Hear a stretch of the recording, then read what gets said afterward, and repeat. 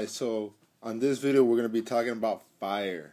There's a million ways to make fire. You can make fire out of 2 sticks and string. Sometimes you don't even need the string if you're a badass. But my channel is about the best of the best.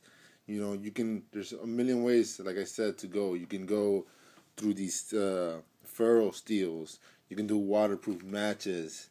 You can do other fire steels, even the metal match lighters.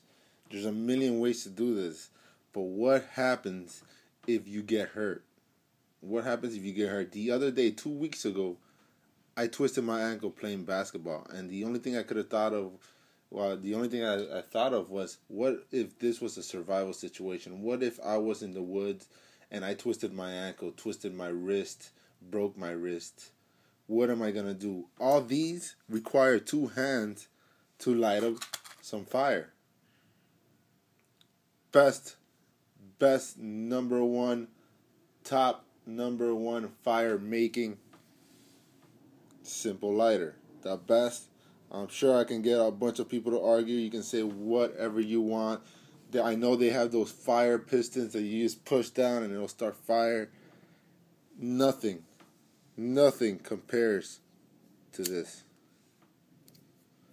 We've been making fire for thousands of years. We've been making fire for God knows, for hundreds of thousands, 250,000 years we've been making fire. And today we have gone into the engineering point of this right here. Why do this? 2 hands. You can use this. Yes, this is great. It keeps fire. It does light up. Fabulous little tool. But it's not the greatest. You see, I need 2 hands to use it.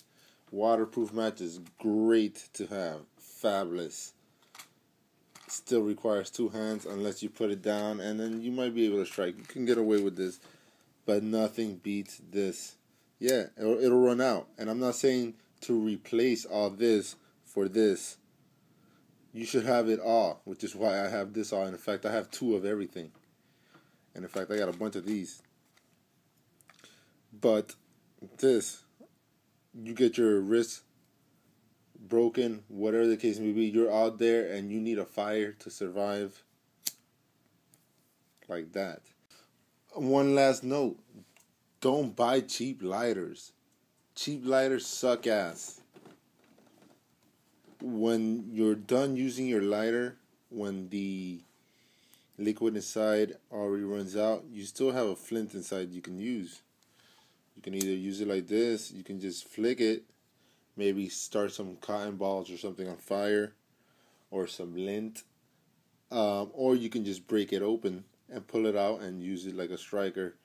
Now if you use a cheap lighter, one of these little cheap ones right here, the flint inside is significantly smaller than a big lighter. Don't believe me, try it yourself. I'm not going to waste it. I'm not going to open these up and break them apart just to show you, because these right here are going into my survival pack, but I've opened millions of them, and in fact I think I have some lying around. I can show you right now that a typical lighter flint, these little cheap ones, you will have something like this. I don't know if you can see this right here. Hold on. That little blackness right there, that little dot right here, that's a flint from a cheap lighter like this. Now, one that came from a big looks like this. Now, it's an extreme difference. You get a lot more strikes off of a big lighter than any other lighter in the world. That's why Bic is all over the place. They're big and they're quality, and you get what you pay for. And when you're in the woods, you want quality, because this is going to be saving your life. So, just to sum up real quick, best fire starting tool in the world. Lighter. Peace.